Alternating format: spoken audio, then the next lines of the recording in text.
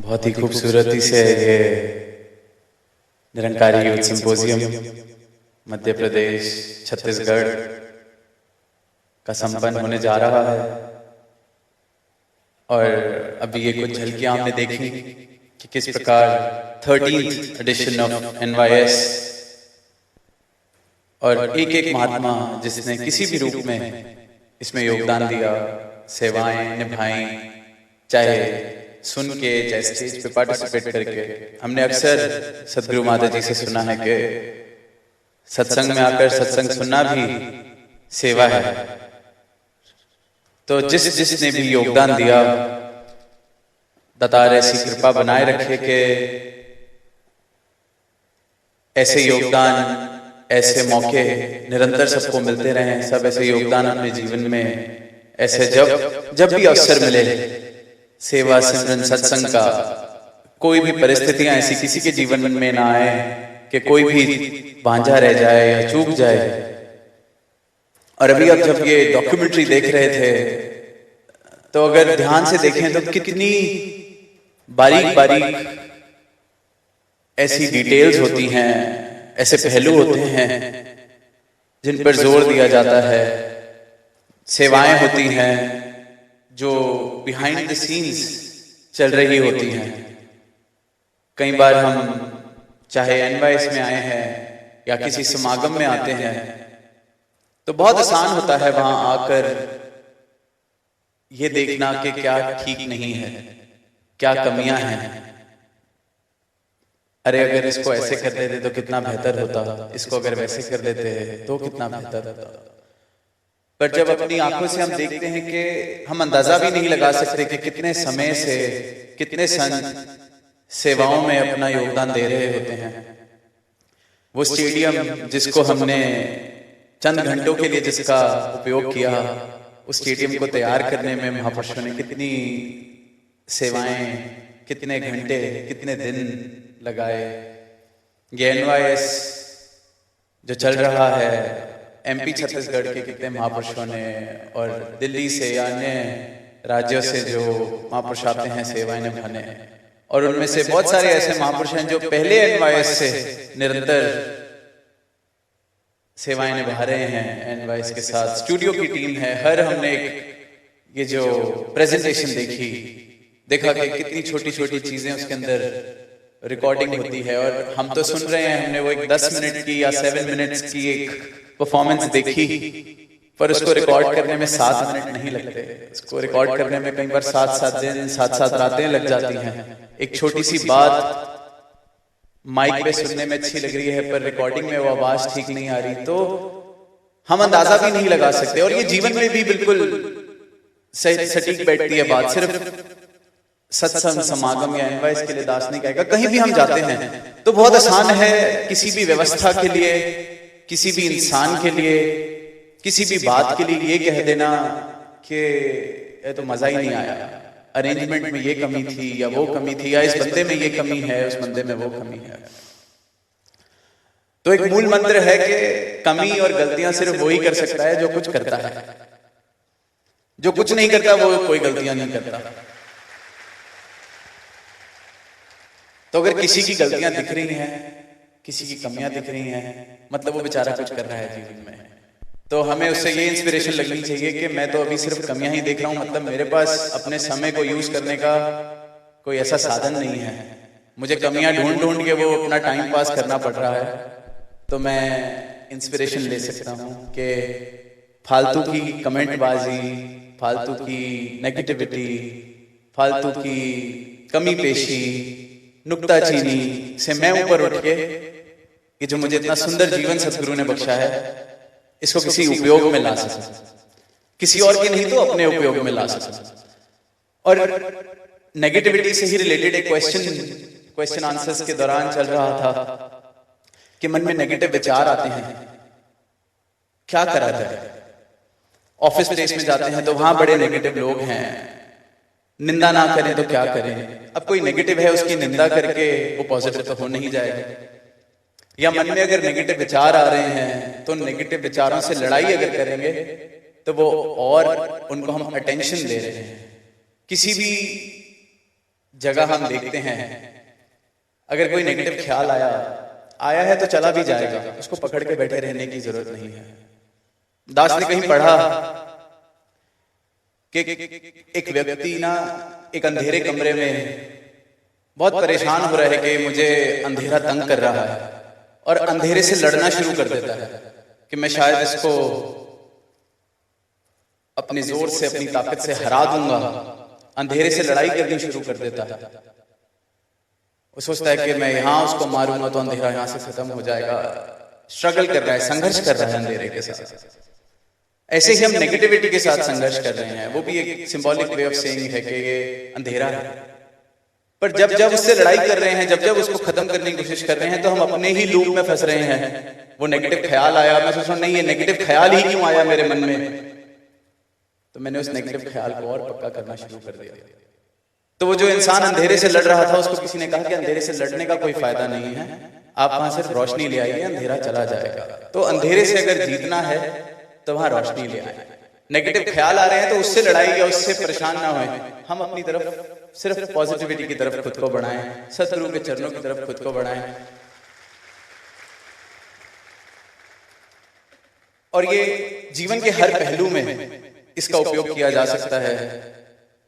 और साथ ही कुछ सवाल जब आए तो दास के मन में एक बात आई कि कैसे हमने कहीं कोई ऐसा मैसेज कभी दास को नहीं लगता केंद्र से किसी भी ब्रांच को मिला होगा, पर फिर भी कैसे हमने कुछ अपने आप ही अजम्पशंस बना लेते हैं और फिर उन अजम्पशंस को फैला देते हैं। जैसे क्वेश्चन आया कि सत्संग में ताली बजाना मना। दास को नहीं लगता कि कभी भी ऐसा कहा हो कि संगत में अगर गीत चल रहा है, हमारी लिप जुड़ी है और एक भक्ति भाव में, मर्यादा में, सहज में अगर हम ताली बजा रहे हैं, तो दास को नहीं लगता कहीं पे भी किसी ने मना किया है। पर ये बात नहीं समझ आई कि ये ब्रांच लेवल तक, इतने रूट लेवल तक ऐसी मिसकंसेप्शंस कैसे बन जाती हैं। तो मन में यही भाव आया कि जब संवाद होता है, जब कोई बात कही जाती है, तो कहने वाला कह क्या रहा है, बोलने वाला बोल क्या रहा है, ये समझा ही नहीं जाता। बोला क्या जाता है, समझा क्या जाता है, और आगे फिर उस बात को बताया क्या जाता है। हमें सुन के सुनाने की इतनी जल्दी है कि ये हम देख ही नहीं पाते या समझ ही नहीं पाते कि जो मुझे पहली बार में कहा जा रहा था, क्या मैं वो बात समझा हूं, उसका भाव मुझे समझ आया है। सतगुरु माता जी ने हमें उपदेश दिया कि सत्संग में फोन का इस्तेमाल नहीं करना, फोटोज नहीं खींचनी। इसके पीछे पर्पस सिर्फ यह था कि सत्संग की एक मर्यादा है, एक गरिमा है, हमने वो बनानी है, उसको कायम रखना है। कोई कैमरा, आज इतने सारी स्टूडियो की टीम खड़ी है, हर सत्संग में इतनी स्टूडियो की टीम होती है, तो अगर कैमरा से प्रॉब्लम हो तो फिर तो ये सेवाएं भी ना लगे। पर वो मर्यादित रूप में की जा रही है, उनको पता है उनकी सेवा क्या है।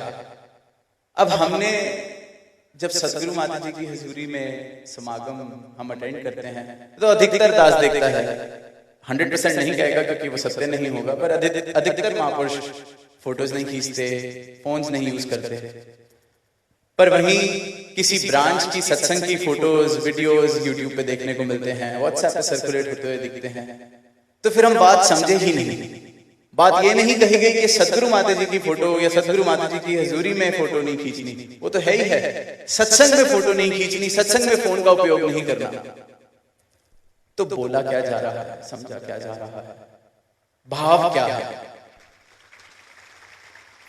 जीवन में इतनी अनमोल दात सतगुरु के, दुनिया के मालिक के वचन, उपदेश, प्रवचन हमें इतने सहज में मिल जाते हैं, हम उसका मतलब ही नहीं समझ पाते, बात ही नहीं समझ पाते, भाव ही नहीं समझ पाते, कदर ही नहीं डाल पाते।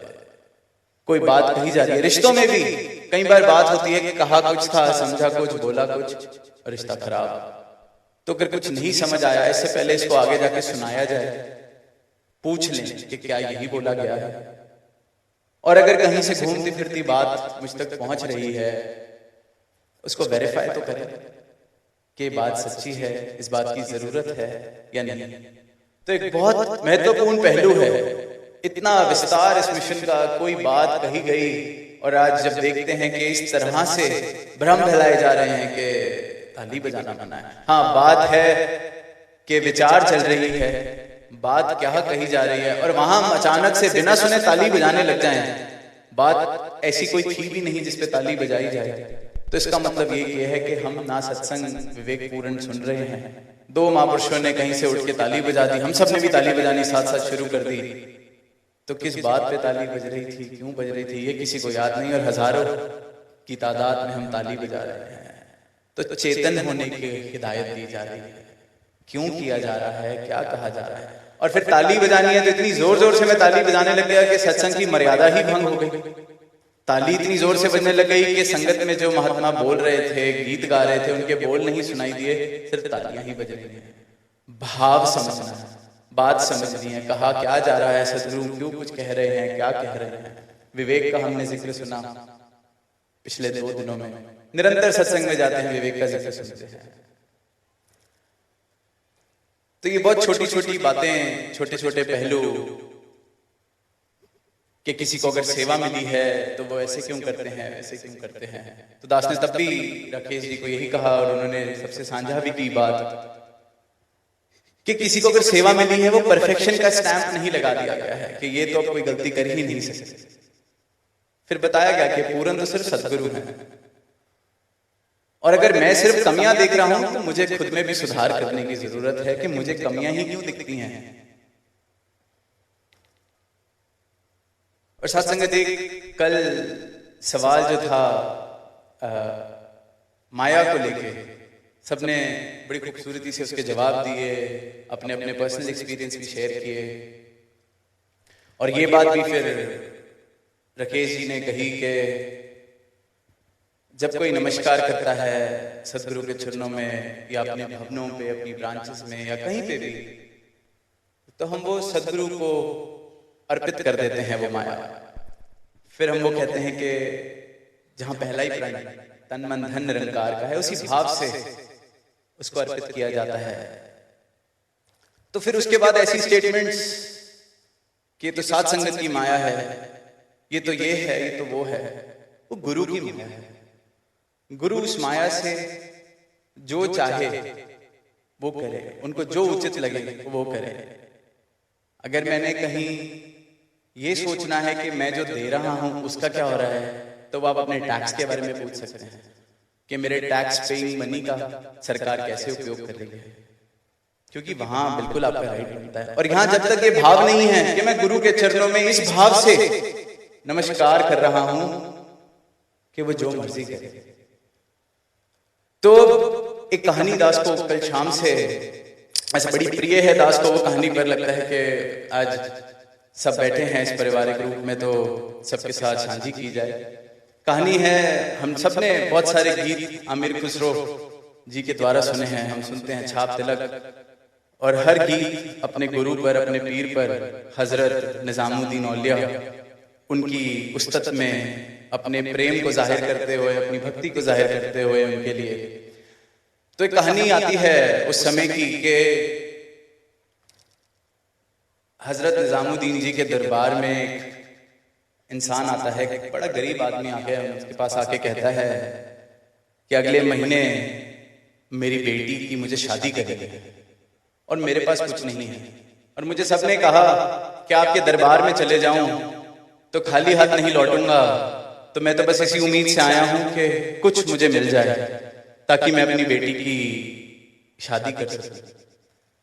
तो आगे से उन्होंने जवाब दिया कि देख मेरे पास तो कुछ है नहीं, पर हाँ, वो कहता है फिर आगे से कि पर मैंने सुना है कि आपके दरबार में तो सारे आते हैं, आपके इतने चाहने वाले, इतने भक्त, आपको पीर मानने वाले आते हैं, कितना कुछ भेंट करके जाते हैं, तो यहाँ तो मैंने सुना लाइन लगती है खजानों की। वो कहते हैं चल ठीक है, तूने सुना है तो आगे से हजरत निजामुद्दीन जी कहते हैं एक काम करते हैं, आज और कल तू यहीं रुक जा, जितनी भेंटा आएगी, जो भक्त आएंगे, जो प्रिय आएंगे, जो भेंट करके जाएंगे, तू सब ले जाएंगे, 2 दिन तू यहीं ठहर जा और अपनी बेटी की शादी करा लेना। उसके बाद वो बहुत खुश, उसको लगा वाह मैं तो थोड़ी सी भेंट के लिए आया था, पर ये तो मैं पता नहीं कितने हीरे जवाहरात ले जाऊंगा यहाँ से 2 दिन में, कि पता नहीं जैसे किसी राजा के बच्चे की शादी हो, मैं अपनी बेटी की शादी वैसे कर पाऊं।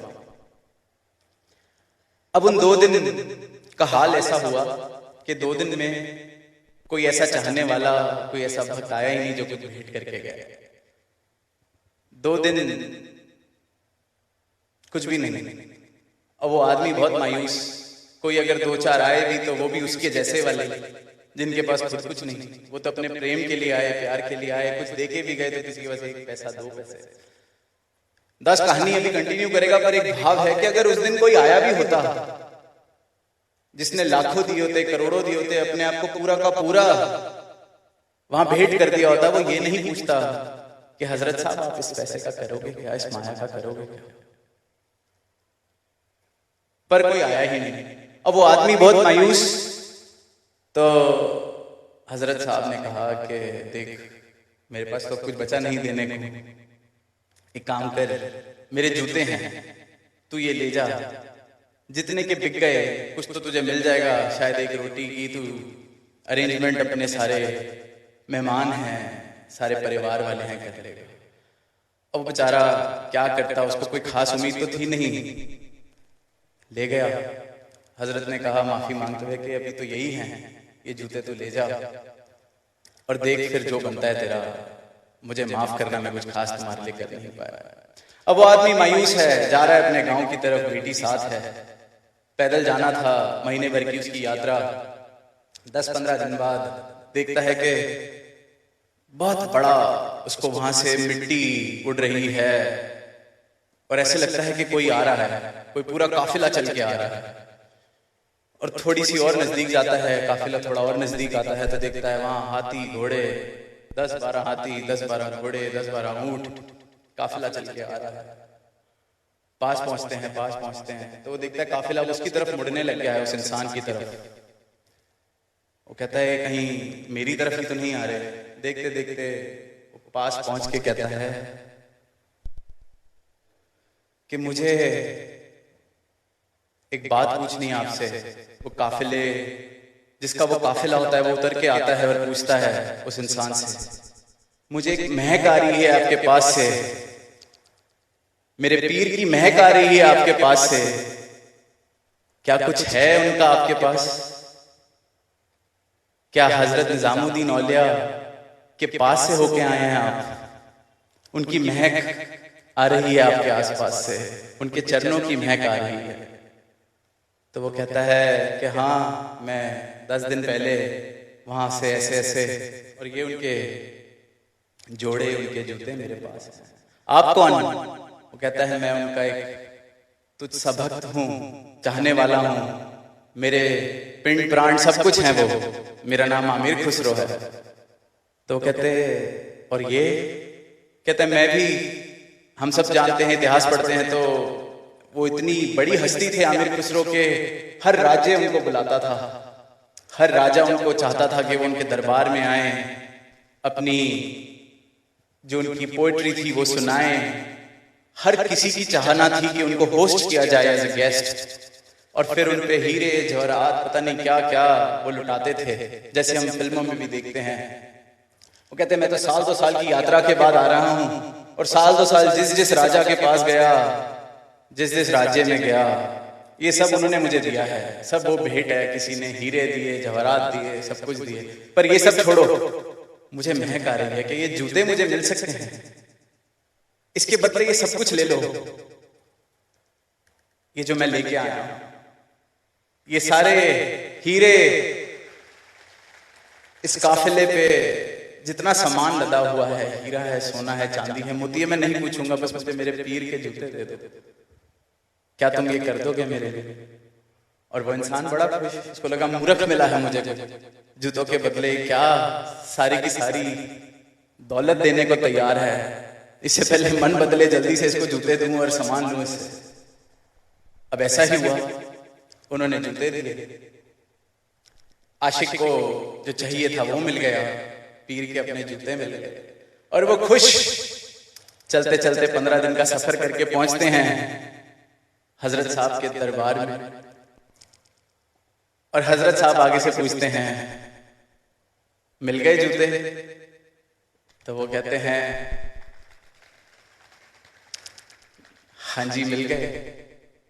क्या दिया इनके बदले? कहते जो कुछ था 2 साल में, जिसने जो जो दिया था सब दे दिया। तो अब आगे से हजरत निजामुद्दीन औलिया जी ने जो कहा, कहते बड़े सस्ते में मिल गए। अब साथ संगत वही जूते जब वो 15 दिन पहले 20 दिन पहले उस इंसान को दिए जिसकी बेटी की शादी थी, उससे माफी मांग के दे रहे हैं कि मैं तेरे लिए कुछ नहीं कर पाया, ये दे ले। और जब वही भक्त जिसको उसकी कीमत थी और उस गुरु को पता है कि इसको कीमत है इनकी और इसको पता है ये क्या लेके आया है, तो उसको बता दिया ये अभी भी सस्ता सौदा है। भाव ये समझने हैं कि मैं किस श्रेणी में हूं। और दास को लगता है जब तक ये वाले भाव ना आए कि सब कुछ भी दे दिया और ये सामने से सस्ता सौदा लगे, तब तक हम 1 रुपए की नमस्कार चाहे ना करें। भाव हो तो सब प्रवान है। लेकिन ये जो माया, ये जो नमस्कार, ये जो भाव है, ये बात समझें कि वहां उन्हीं जोड़ों के लिए, उन्हीं जूतों के लिए किसी के आगे उन्होंने कहा कि मैं तुम्हारे लिए कुछ नहीं कर पाया, ये लो। खाली तो जाना नहीं, जो जो लेने आता है सब मिलता है इनके दरबार से। वो आदमी अपनी बेटी की शादी कराने जाना था, चाहता था। 2 साल से आमिर खुसरो ने जितनी दुनिया से, जितनी जवाहरात, जितनी जायदाद, जितने हीरे इकट्ठे किए, सब मिल गए। जो जिस भाव से, जिस चीज के लिए इनके पास आया है, सब कुछ मिलता है। पर ये जो असल दात है, ये ब्रह्म ज्ञान, ये निरोल भक्ति, ये जो प्रेम, जो सिर्फ और सिर्फ एक ही प्रेम दास कहता है सत्य है, वो इस सत्य को प्राप्त करने के बाद जो जीवन में आता है, असली दात ये है इनके पास। जो आमिर खुसरो को मिली तो उस पूरे के पूरे काफिले पे लदी हुई हीरे जवाहरात सब मिट्टी बराबर, उसको पता है मिट्टी है। वो पीर के जूते मिल गए, सस्ता सौदा है। तो साथ संगत भाव हो तो सब मुबारक है। जोर जबरदस्ती तो जैसे कल भी हमने सुना, किसी को नहीं कहा जाता किसी भी चीज के लिए। सेवा करने का ध्यान नहीं, बिल्कुल ना की जाए। आज पूछा बात नहीं मानेंगे तो क्या सजा मिलेगी? बिल्कुल नहीं। सजा तो हम काट ही रहे हैं। हम सबके जीवन दुनिया में देखते हैं, हाल दुनिया का, सारी दुनिया ही सजा काट रही है। हम बचे हुए हैं क्योंकि इन्होंने अपनी शरण में लिया हुआ है। इनकी बात मानते हैं तो जीवन में प्रेम है, जीवन में सुकून है। बात नहीं मानेंगे तो खुद ही उस सुकून से दूर हो जाएंगे। इन्होंने किसी को क्या सजा देनी है, तो सिर्फ प्रेम देते हैं, सिर्फ और सिर्फ प्रेम। सजा तो मैं खुद को देता हूं। अब वो मेरा चुनाव है, मैंने वो सजा वाला जीवन जीना है या इनके चरणों में सुकून वाला जीवन जीना है। तो दास अंत में यही कहेगा कि ये सुनहरा अवसर जो सदगुरु ने प्रदान किया, ये हमने एक अनोखे रूप में इस प्रकार से भक्ति की बात, निरंकार की बात, हमने आज वो गीत भी गाए, फिल्मों के गीत गाए। वो क्वेश्चन पूछा तो उस क्वेश्चन का आंसर शायद देते इससे पहले अंताक्षरी शुरू हो गई। तो दास बता दे, बिल्कुल दास और सदगुरु माता जी फिल्मों वाले गाने भी सुनते हैं और समय मिलता है तो OTT प्लेटफॉर्म्स पे जो शोज अच्छे लगते हैं हम वो भी देखते हैं। ऐसी कोई तो आप भी जो मर्जी गाना सुनिए, जरूरी नहीं है कि वो सिर्फ प्रेम वाले गाने जिनका इजहार हो रहा था। आप जिम जाते हैं, हम आपको फास्ट बीट वाले गाने सुनने, बेशक वो सुने, जो मर्जी सुने। वो ये संसार भी इन्होंने बनाया है, उसमें भी पूरा आनंद हमने लेना है। इसलिए मध्यम मार्ग की बात की गई। किसी को ये नहीं कहा कि गाने सुनने तो सिर्फ इस टाइप की सुनने हैं, संगत में जाना है तो सर ढक के ही जाना है, बात करनी है तो सिर्फ यही करनी है। दिल मेरा, मन मेरा, लिव मेरी सिर्फ इस निरंकार से हर पल जुड़ी रहे तो भक्ति है। प्ले में देखा हमने एहसास इस परमात्मा का पल पल में। फिर ये संसार भी इन्होंने बनाया है, हम सबके लिए ही बनाया है। इसमें विचरे, सारी खुशियां मनाएं, हर तरह के उत्सव बनाएं। और कल एक क्वेश्चन किसी ने पूछा, 17 साल के कोई महात्मा या बहन के कि दास को लगता है कि दास को प्यार हो गया है, तो दास ये कहना चाहेगा मुबारक हो, क्योंकि प्यार हुआ है तो मुबारकबाद के आप पात्र हैं, क्योंकि प्रेम जीवन में आया है तो मुबारकबाद। जीवन में प्रेम ही बना रहे, किसी का दिल ना दुखाएं, प्रेम जिस भी रूप में आए, जैसे कि बताया कि पारिवारिक रूप में किसी के साथ, किसी और प्रेयसी रूप में किसी के लिए प्रेम आया है तो बहुत मुबारकबाद है। वो जीवन जिसमें प्रेम है, प्रेम बना रहे। प्रेम आया है तो उसको और प्रफुल्लित करें अपने जीवन में हर रूप में, लेकिन वो प्रेम का स्रोत जो है वो सदगुरु के चरणों की भक्ति है। तो प्रेम से कहना